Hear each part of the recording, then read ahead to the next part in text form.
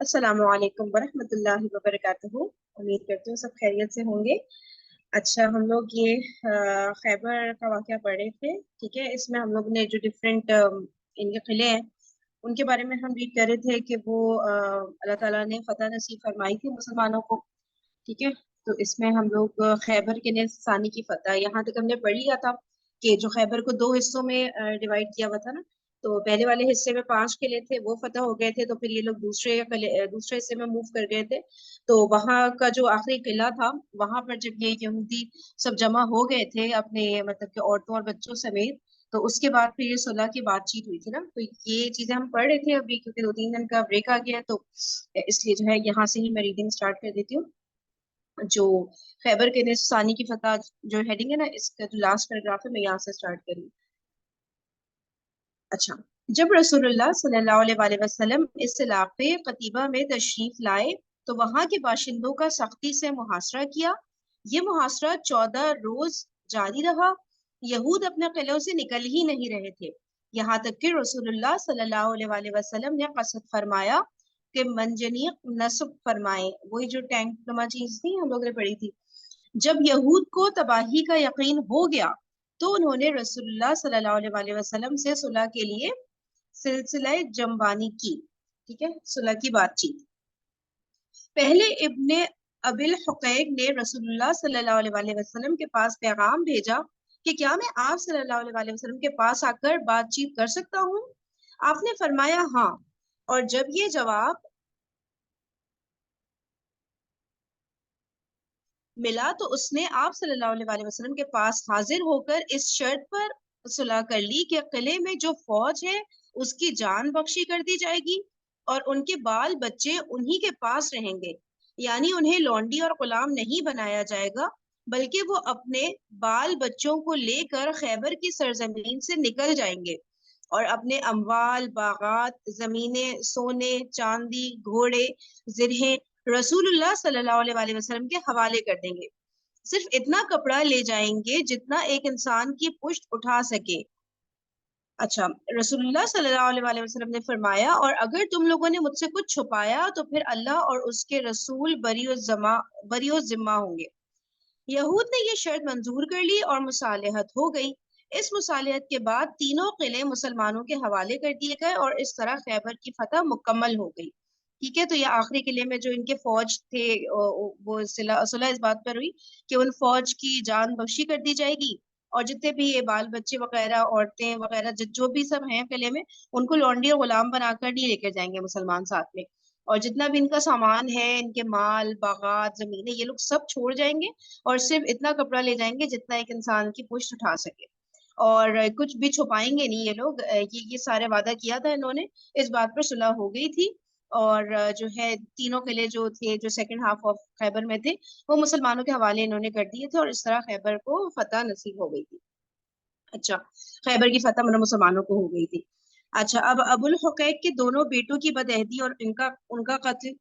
इस मुआहदे के रगम अबुल हुकैक के दोनों बेटों ने बहुत सा माल गायब कर दिया। एक खाल गायब कर दी जिसमें माल और हुई बिन अख्तब के जेवरात थे।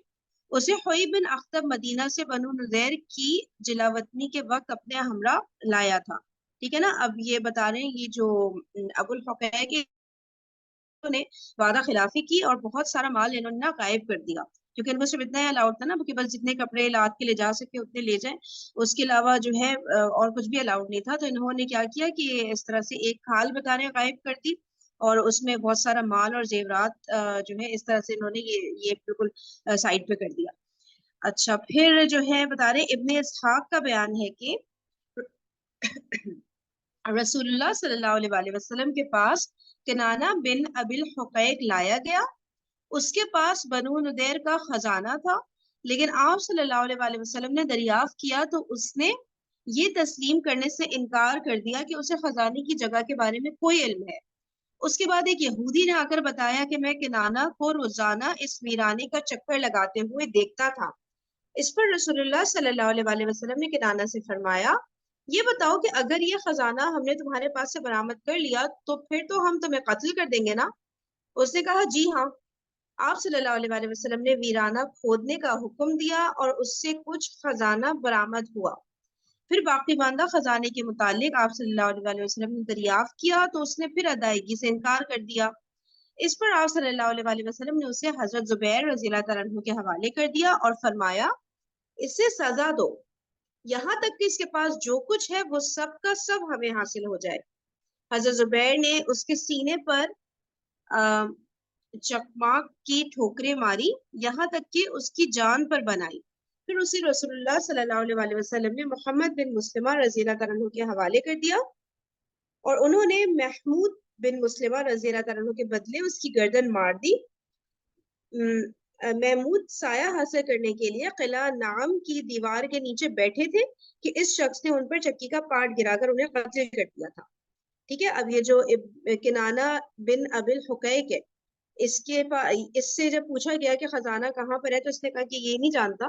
تو پھر جو ہے ایک یہودی تھا، اس نے ہی بتایا کہ کوئی ویرانہ کھودنے کے لیے کہا کہ کھودے، وہاں پر اس نے خزانہ پورا دفن کیا ہوا ہے۔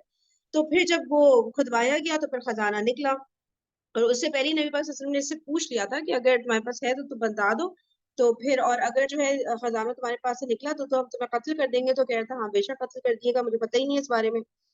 پھر اس کے بعد جو ہے جب وہ خزانہ درآمد ہوا تو پھر نبی پاک صلی اللہ علیہ وسلم نے اس کو کنانہ ابن الحقیق کو حضرت زبیر رضی اللہ تعالیٰ عنہ کے حوالے کر دیا، اور اس نے پھر اب یہ چکماک ہے دونوں کیا اس کی ٹھوکریں ماری اتنا کہ اس کی جان پر بنائی، اور پھر نبی پاک صلی اللہ علیہ وسلم نے اس شخص کو محمد بن مسلمہ رضی اللہ تعالیٰ عنہ کے حوالے کر دیا۔ انہوں نے پھر محمود بن مسلمہ رضی اللہ عنہ جو بتا رہے ہیں کہ جو قلعہ نعم کی دیوار کے نیچے بیٹھے تھے سایہ لینے کے لیے، تو وہاں پر جو ہے چکی کا پارٹ گرا کر ان کو قتل کر دیا تھا۔ تو اس کے بدلے میں کہ مطلب اس کو حوالے کر دیا نا محمد بن مسلمہ رضی اللہ تعالیٰ عنہ کے۔ کوئی اور ڈیٹیل یہاں پر بات اگر مس کی ہو یا فردر ایکسپلین کرنی ہو کسی کو؟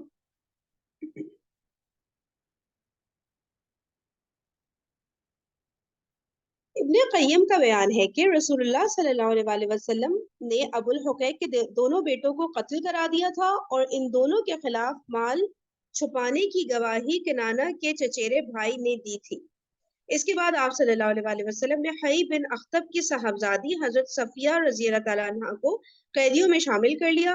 وہ کنانہ بن ابی الحقیق کی بیوی تھی اور ابھی دلہن تھی، ان کی حال ہی میں رخصتی ہوئی تھی۔ ٹھیک ہے، ادھر تک ہم نے کر لیا تھا پہلے ریڈ۔ اموال غنیمت کی تقسیم۔ رسول اللہ صلی اللہ علیہ وسلم نے یہود کو خیبر سے جلا وطن کرنے کا ارادہ فرمایا تھا، اور معاہدے میں یہی طے بھی ہوا تھا، مگر یہود نے کہا اے محمد صلی اللہ علیہ وسلم ہمیں اسی سرزمین میں رہنے دیجئے، ہم اس کی دیکھ ریکھ کریں گے کیونکہ ہمیں آپ لوگوں سے زیادہ اس کی معلومات ہے۔ ادھر رسول اللہ صلی اللہ علیہ وسلم اور صحابہ کرام کے پاس اتنے غلام نہ تھے جو اس زمین کی دیکھ ریکھ اور جوتنے بونے کا کام کر سکتے، اور نہ خود صحابہ کرام رضی اللہ تعالیٰ عنہ کو اتنی فرصت تھی کہ یہ کام سر انجام دے سکتے۔ اس لیے آپ نے خیبر کی زمین اس شرط پر یہود کے حوالے کر دی کہ ساری کھیتی اور تمام پھلوں کی پیداوار کا آدھا یہود کو دیا جائے گا، اور جب تک رسول اللہ صلی اللہ علیہ وسلم کی مرضی ہوگی اس پر برقرار رکھیں گے، اور جب چاہیں گے جلا وطن کر دیں گے۔ اس کے بعد حضرت عبداللہ بن رواحہ رضی اللہ تعالیٰ عنہ خیبر کی پیداوار کا تخمینہ لگایا کرتے تھے۔ تخمینہ اندازے کو کہتے ہیں، اندازے کو نا، اندازہ۔ اچھا، اندازہ لگایا کرتے تھے، ٹھیک ہے ٹھیک ہے ٹھیک ہے، صحیح ہے۔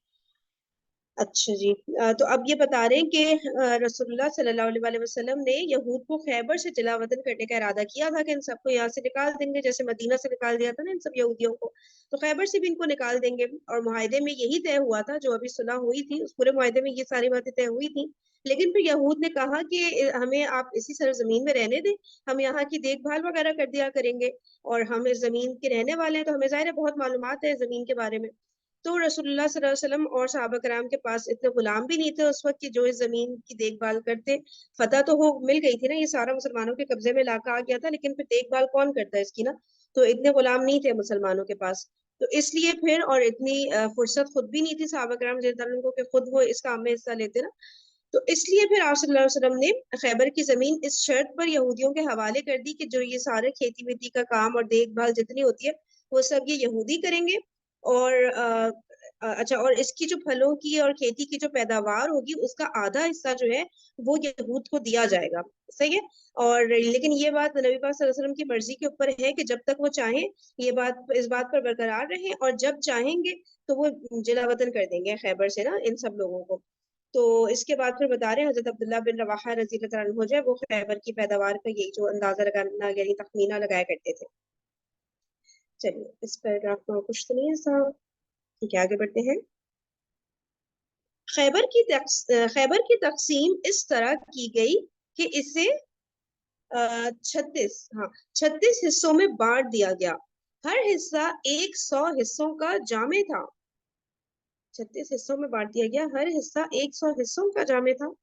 اس طرح کل 3600 حصے ہوئے۔ اچھا، خیبر کے 36 حصے کیے، پھر ہر حصے کو 100 میں ڈیوائڈ کیا نا، تو ٹوٹل 3600 حصے ہو گئے خیبر کے۔ اس میں سے نصف یعنی 1800 حصے رسول اللہ صلی اللہ علیہ وسلم اور مسلمانوں کے تھے۔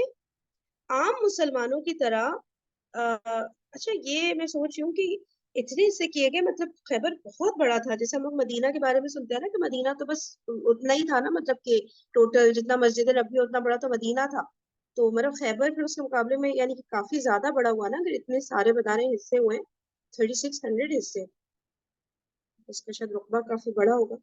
اچھا، تو پھر بتا رہے ہیں 3600 حصے ہوئے، اس میں سے نصف یعنی 1800 حصے رسول اللہ صلی اللہ علیہ وسلم اور مسلمانوں کے تھے۔ عام مسلمانوں کی طرح رسول اللہ صلی اللہ علیہ وسلم کا بھی صرف ایک ہی حصہ تھا، یا باقی یعنی 1800 حصوں پر مشتمل دوسرا نصف رسول اللہ صلی اللہ علیہ وسلم نے مسلمانوں کی اجتماعی ضروریات اور حوادث کے لیے الگ کر لیا تھا۔ 1800 حصوں پر خیبر کی تقسیم اس لیے کی گئی کہ یہ اللہ تعالیٰ کی طرف سے اہل حدیبیہ کے لیے ایک عطیہ تھا، جو موجود تھے ان کے لیے بھی اور جو موجود نہ تھے ان کے لیے بھی۔ اور اہل حدیبیہ کی تعداد 1400 تھی، جو خیبر آتے ہوئے اپنے ساتھ 200 گھوڑے لائے تھے۔ چونکہ سوار کے علاوہ خود گھوڑے کو بھی حصہ ملتا ہے، اور گھوڑے کا حصہ ڈبل یعنی 2 فوجیوں کے برابر ہوتا ہے، اس لیے خیبر کو 1800 حصوں پر تقسیم کیا گیا، تو 200 شہ سواروں کو 3 حصے کے حساب سے 600 ملے تھے، اور 1200 پیدل فوج کو ایک حصے کے حساب سے 1200 حصے ملے تھے۔ صحیح ہے، تو اب بتا رہے ہیں کہ 36 حصوں میں ڈیوائڈ کیا، پہلے تو مین 36 بڑے حصے کیے اور ہر حصوں کو پھر 100 چھوٹے حصوں میں ڈیوائڈ کیا، اس طرح ٹوٹل 36 حصے ہو گئے، اور 1800 بتا رہے ہیں کہ مسلمانوں کو رسول اللہ صلی اللہ علیہ وسلم اور مسلمانوں کے 1800 حصے تھے، ٹھیک ہے۔ اور جس طرح ہر مسلمان کا ایک حصہ تھا، 1400 مسلمان گئے تھے نا، تو ہر مسلمان کا ایک حصہ تھا، اسی طرح نبی پاک صلی اللہ علیہ وسلم کو نے بھی ان کے لیے بھی صرف ایک ہی حصہ تھا، ٹھیک ہے۔ اور ورنہ ایسا ہوتا ہے نا نارملی کہ لیڈرز وغیرہ جو ہوتے ہیں وہ اپنے لیے ایک بڑا پورشن رکھ کے عام لوگوں کو جو ہے کم پورشن دے رہے ہوتے ہیں، لیکن نبی پاک صلی اللہ علیہ وسلم نے بھی اپنے لیے ایک ہی حصہ اس میں سے رکھا تھا۔ اور پھر بتا رہے ہیں کہ باقی یعنی 1800 حصوں پر مشتمل دوسرا نصف جو تھا خیبر کا، 3600 میں سے 1800 تو مسلمانوں کے میں، اب 1800 جو دوسرا حصہ تھا اس میں بتا رہے ہیں رسول اللہ صلی اللہ علیہ وسلم نے مسلمانوں کی اجتماعی ضروریات اور حوادث کے لیے الگ کر لیا تھا۔ اور 1800 بتا رہے اس طرح تھے کہ 1400 تو مسلمان تھے جو صلح حدیبیہ والے مسلمان تھے، وہ سوری بیعت رضوان والے جو تھے 1400 وہ والے، اور صلح حدیبیہ کا بھی ہم کہہ سکتے ہیں سیم ہی تو تھے، تو 1400 وہ والے تھے، اور اس میں پھر بتا رہے ہیں کہ 200 وہ تھے جو گھڑ سوار تھے نا، تو گھوڑوں کا بھی پھر بتا رہے ہیں کہ الگ سے سیپریٹ حصہ ہوتا ہے، تو اس لیے ان کا ڈبل حصہ تھا۔ تو اس طرح ٹوٹل جو ہے 1800 حصے یوں بن رہے تھے نا، پوری کیلکولیشن یہاں پہ بتائی ہے، ٹھیک ہے۔ آگے چلیں۔ خیبر کی اموال غنیمت کی کثرت کا اندازہ صحیح بخاری میں مروی ابن عمر رضی اللہ تعالیٰ عنہ کی اس روایت سے ہوتا ہے۔ اچھا، اموال غنیمت کی کثرت کا جو اندازہ ہے خیبر کا نا، وہ بتا رہے ہیں اس روایت سے ہوتا ہے صحیح بخاری کی، کہ انہوں نے فرمایا، حضرت عمر رضی اللہ تعالیٰ اچھا ابن عمر رضی اللہ تعالیٰ عنہ نے فرمایا، ہم لوگ آسودہ نہ ہوئے یہاں تک کہ ہم نے خیبر فتح کیا۔ اسی طرح حضرت عائشہ رضی اللہ تعالیٰ عنہ کہ اس روایت سے ہوتا اسی طرح حضرت عائشہ رضی اللہ عنہا کی اس روایت سے ہوتا ہے کہ انہوں نے فرمایا جب خیبر فتح ہوا تو ہم نے کہا اب ہمیں پیٹ بھر کر کھجور ملے گی. اچھا نیچے ہاں ملے گی. نیز جب رسول اللہ صلی اللہ علیہ وآلہ وسلم مدینہ واپس تشریف لائے تو مہاجرین نے انصار کو کھجوروں کے وہ درخت واپس کر دیے جو انصار نے امداد کے طور پر انہیں دے رکھے تھے، کیونکہ اب ان کے لیے خیبر میں مال اور کھجور کے درخت ہو چکے تھے. ٹھیک ہے، یعنی کہ اب پتہ چل رہا ہے کہ اب فائنینشلی دیکھا جائے تو مسلمانوں کو ایک مطلب کہ کافی ایک بڑا چیز مسلمانوں کو ملا تھا کہ جو اموال غنیمت جو خیبر سے حاصل ہوا تھا. کیا آئیڈیا ہو رہا ہے نا مطلب کہ خیبر کتنا بڑا تھا، کتنے سارے یہودی پہ جو ہے مطلب ان کا کتنا سارا مال ہوگا یہاں پہ، کیونکہ یہودی آلریڈی کتنے رچ ہوتے تھے. تو اس میں پھر بتا رہے ہیں کہ ابن عمر رضی اللہ عنہ نے فرمایا کہ ہم لوگ آسودہ نہ ہوئے یہاں تک کہ ہم نے خیبر فتح کیا، یعنی کہ اس وقت اب جا کر جو ہے مسلمانوں کو ٹھیک ٹھاک فائنینشلی مسلمان جو ایک کرائسس میں تھے وہ نکلے یہاں سے اور خیبر فتح ہوا. تو پھر حضرت عائشہ رضی اللہ عنہا فرما رہی تھی کہ اب جو ہے ہمیں پیٹ بھر کر کھجور ملے گی، ورنہ کتنے ٹف ٹائمز دیکھے تھے نا سب مسلمانوں نے. مکہ میں تو دیکھے ہی دیکھے تھے، پھر جب مدینہ ایک دم سے اتنی بڑی آبادی آئی تھی تو ظاہر ہے ایک دم سے یہاں سب چیزیں سیٹنگ پر نہیں آئی تھی. تو آہستہ آہستہ کرتے کرتے بتا رہے ہیں کہ خیبر جب فتح ہوا تب مسلمانوں کو یعنی کہ ایک طرح سے سکون آیا فائنینشیل اسپیکٹ سے دیکھے تو. اور رسول اللہ صلی اللہ علیہ وسلم بتا رہے کہ نیز جب رسول اللہ صلی اللہ علیہ وآلہ وسلم مدینہ واپس تشریف لائے، ٹھیک ہے، اب یہ لوگ جب یہاں سے خیبر سے مدینہ واپس تشریف لائے تو مہاجرین نے انصار کو کھجوروں کے وہ درخت واپس کر دیے. ٹھیک ہے، انصار نے شروع میں بہت ہیلپ کیا تھا نا مہاجرین کو، تو یہ درخت وغیرہ بھی دیے تھے. تو اب جو ہے اب کیونکہ مہاجرین کو بھی انف مل گیا تھا خیبر میں تو اب انہوں نے واپس کر دیے نا انصار کو وہ جو درخت ملے تھے. تو اس طرح سے بتا رہے کہ کتنا بڑا ایک میسو مسلمانوں کے لیے مدد ہوئی تھی اللہ تعالیٰ کی طرف سے. اور اگر کسی کو کچھ بتانا تھا تو بتا سکتے. حضرت جعفر بن ابی طالب اور اشعری صحابہ کی آمد. اسی غزوے میں حضرت جعفر بن ابی طالب رضی اللہ تعالیٰ عنہ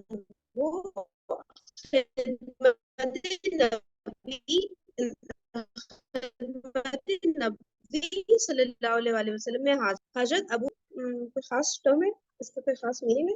حضرت ابو موسیٰ اشعری نام تو کافی سب ہے لیکن اچھا سے آگے پڑھتے ہیں. ٹھیک ہے، تو اب بتا رہے ہیں اسی غزوے میں حضرت جعفر بن ابی طالب رضی اللہ تعالیٰ عنہ آئے نبی پاک صلی اللہ علیہ وسلم کی خدمت میں، اور ان کے ساتھ جو ہے اشعری مسلمان یعنی حضرت ابو موسیٰ اور ان کے ساتھی بھی ساتھ میں آئے. حضرت ابو موسیٰ اشعری رضی اللہ تعالیٰ عنہ کا بیان ہے کہ یمن میں ہمیں رسول اللہ صلی اللہ علیہ وآلہ وسلم کے ظہور کا علم ہوا تو ہم لوگ یعنی میں اور میرے 2 بھائی اپنی قوم کے 50 آدمیوں سمیت اپنے وطن سے ہجرت کر کے ایک کشتی پر سوار آپ صلی اللہ علیہ وآلہ وسلم کی خدمت میں روانہ ہوئے، لیکن ہماری کشتی نے ہمیں نجاشی کے ملک حبشہ میں پھینک دیا. وہاں حضرت جعفر رضی اللہ تعالیٰ عنہ اور ان کے رفقا سے ملاقات ہوئی. انہوں نے بتایا کہ رسول اللہ صلی اللہ علیہ وآلہ وسلم نے ہمیں بھیجا ہے اور یہیں ٹھہرے رہنے کا حکم دیا. اچھا صحیح ہے، حضرت جعفر رضی اللہ عنہ ان کے رفقا سے ملاقات ہوئی نا تو پھر انہوں نے بتایا کہ رسول اللہ صلی اللہ علیہ وآلہ وسلم نے ہمیں بھیجا ہے اور یہیں ٹھہرے رہنے کا حکم دیا ہے اور آپ لوگ بھی ہمارے ساتھ ٹھہر جائیے. چنانچہ ہم لوگ بھی ان کے ساتھ ٹھہر گئے اور خدمت نبی صلی اللہ علیہ وآلہ وسلم میں اس وقت پہنچ سکے جب آپ خیبر فتح کر چکے تھے. آپ صلی اللہ علیہ وآلہ وسلم نے ہمارا بھی حصہ لگایا، لیکن ہمارے علاوہ کسی بھی شخص کا جو فتح خیبر میں موجود نہ تھا کوئی حصہ نہیں لگایا، صرف شرکائے جنگ ہی کا حصہ لگایا. البتہ حضرت جعفر رضی اللہ تعالیٰ عنہ اور ان کے رفقا کے ساتھ ہماری کشتی والوں کا بھی حصہ لگایا اور ان کے لیے بھی مال غنیمت تقسیم کیا. ٹھیک ہے، اب حضرت ابو موسیٰ اشعری رضی اللہ عنہ بیان کر رہے ہیں کہ یمن میں ہمیں رسول اللہ صلی اللہ علیہ وسلم کے ظہور کا علم ہوا تو ہم لوگ یعنی میں اور میرے 2 بھائی، ٹھیک ہے، حضرت ابو موسیٰ اشعری رضی اللہ عنہ کے 2 بھائی اپنے قوم کے ٹوٹل 50 لوگوں کو لے کر اپنے وطن سے ہجرت کر کے ایک کشتی پر سوار ہوئے نبی پاک صلی اللہ علیہ وسلم کی خدمت پہ جانے کے لیے.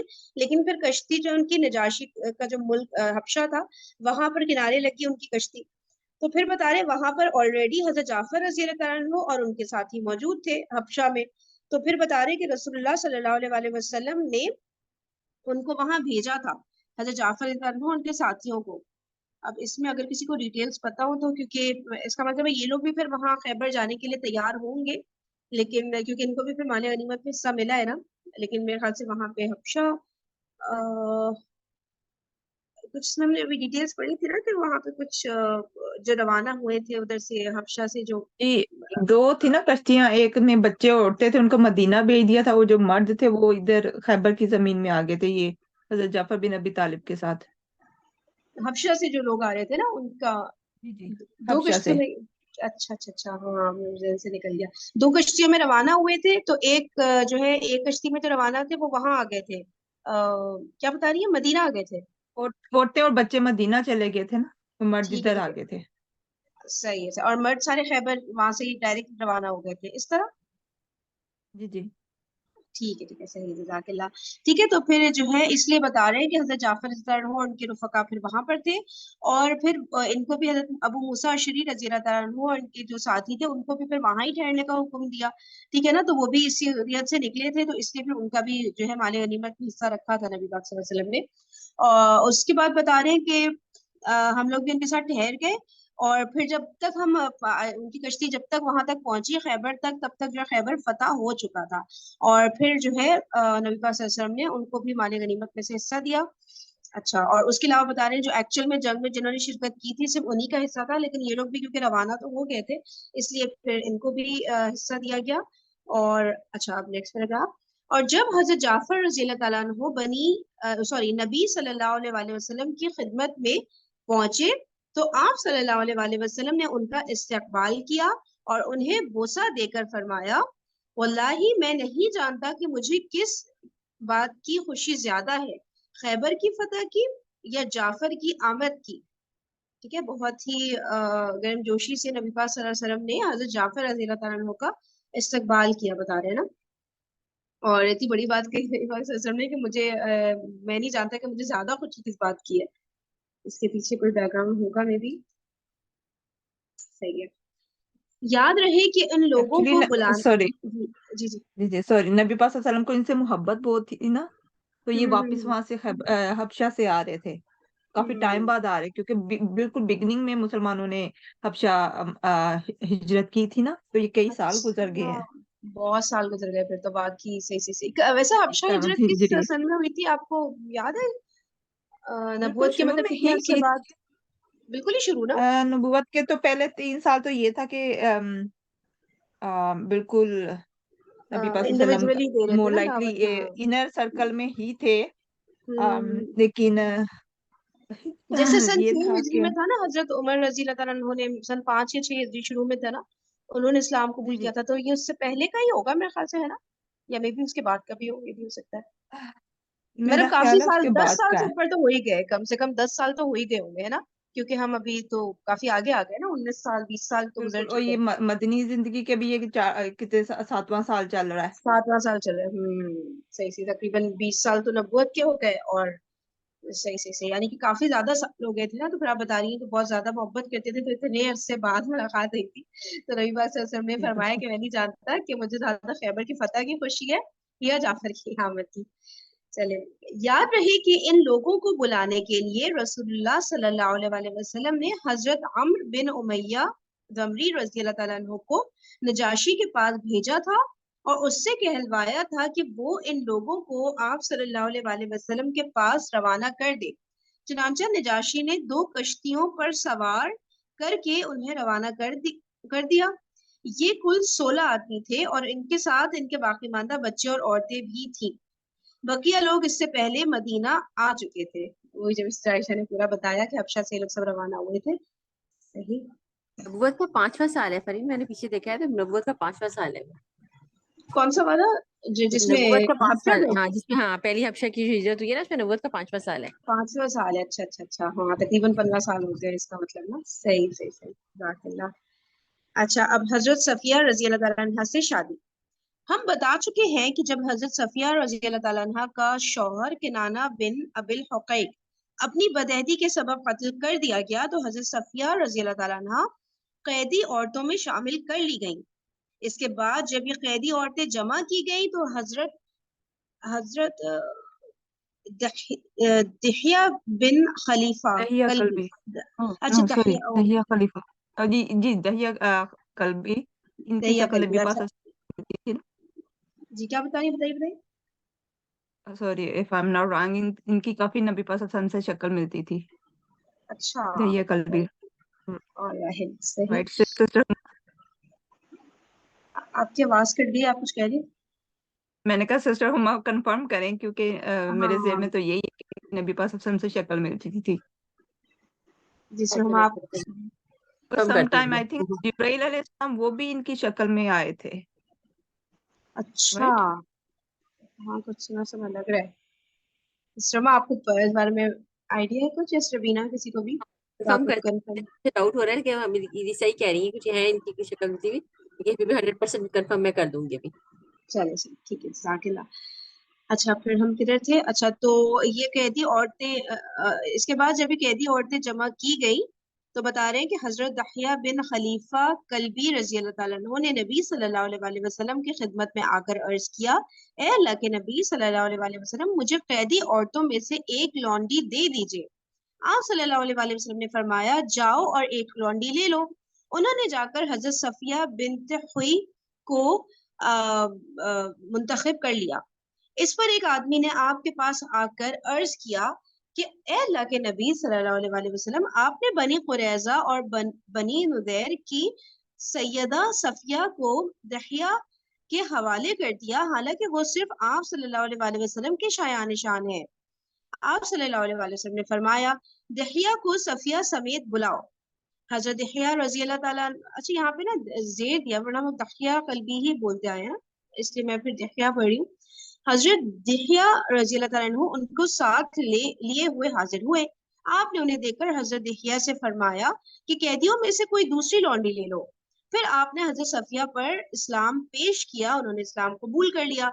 इसके बाद आप सल्लल्लाहु अलैहि वसल्लम ने उन्हें आजाद करके उनसे शादी कर ली और उनकी आजादी ही को उनका मेहर करार दिया। अच्छा, उनकी आजादी ही को उनका मेहर करार दिया। मदीना वापसी में सद्दे सहबा पहुंचकर हैज से पाक हो गई।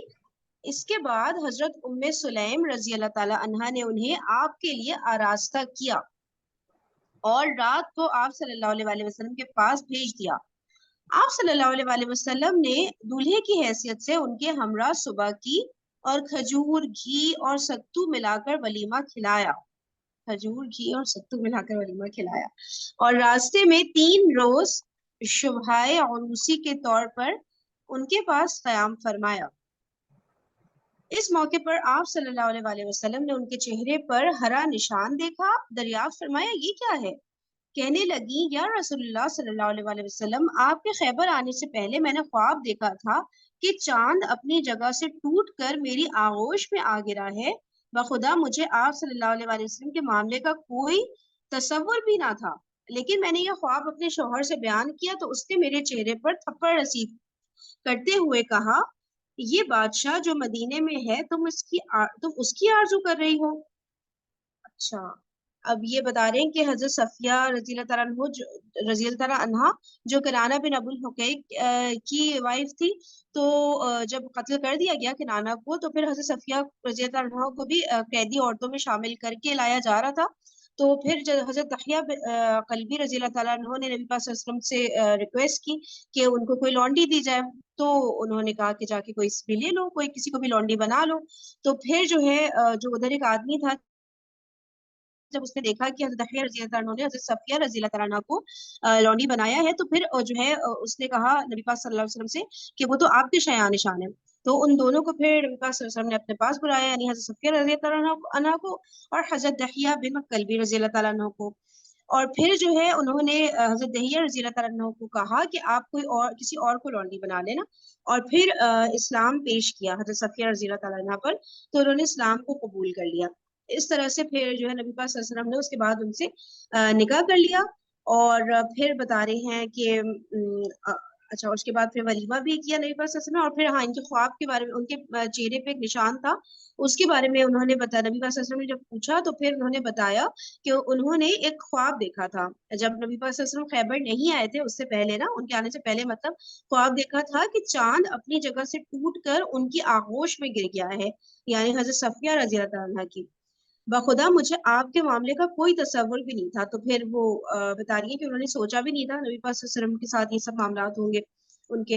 تو پھر جب یہ خواب انہوں نے سنایا اپنے شوہر کو تو اس نے پھر جو ہے ان کے چہرے پر تھپڑ مارا اور جو ہے یہ کہا کہ یہ بادشاہ جو مدینے میں ہے تم اس کی آرزو کر رہی ہو۔ اب یہ اس نے اس خواب کو کیسے نبی پاک صلی اللہ علیہ وسلم سے ریلیٹ کیا؟ مطلب خواب میں تو بس اتنا دیکھا نا کہ چاند اپنی جگہ سے ٹوٹ کر میری آغوش میں آ گرا ہے، اس پہ وہ جو یہودی تھا یعنی کنانا جو تھا اس نے اندازہ لگا لیا کہ تم مطلب نبی پاک صلی اللہ علیہ وسلم کی آرزو کر رہی ہو۔ پتہ نہیں اس کی کوئی detail I don't know I'm right or not، لیکن اس سینٹینس سے تو ایسے ہی فیل ہو رہا ہے کہ وہ نبی پاک صلی اللہ علیہ وسلم کو پہچانتے بھی تھے لیکن اپنی انا پہ بھی اٹکے ہوئے تھے۔ You think so؟ نہیں لیکن جی دیکھیں جی خواب میں تو ایسے ہی صرف ہے چاند ایکچولی ان ٹوٹ کے کر پاس، گرا۔ سوری، جی جی ان کے پاس علم کے لحاظ سے وہ کہتے ہیں نا یہودی بہت زیادہ آگے تھے، بہت زیادہ علم تھا ان کے پاس، تو یہ ان کی کتابوں میں آلریڈی تھا کہ آپ صلی اللہ علیہ وآلہ وسلم، لیکن وہ مانتے نہیں تھے کہ یہ آخری رسول ہو سکتے ہیں، تو لیکن علم تھا ان کی بکس میں تھا، تو مے بی اس سے ریلیٹڈ ہوگا یہ۔ میں بھی خوابوں کی تعبیر وغیرہ میں بھی تھوڑی مہارت رکھتا ہوں نا، کیونکہ صرف چاند ایک گرے ان کی آغوش میں آ گرا تھا، انہوں نے تو بس اتنا ہی خواب سنایا نا، اس پہ وہ وہاں نبی پاک صلی اللہ علیہ وسلم سے انہوں نے ریلیٹ خود ہی کر لیا اس خواب کو نا، وہ جو یہودی تھا تو کچھ ہوگا، واقعی ہی کہہ رہی ہیں، وہی جو ان کے علم کا بہت ہائی لیول تھا نا یہودیوں کا۔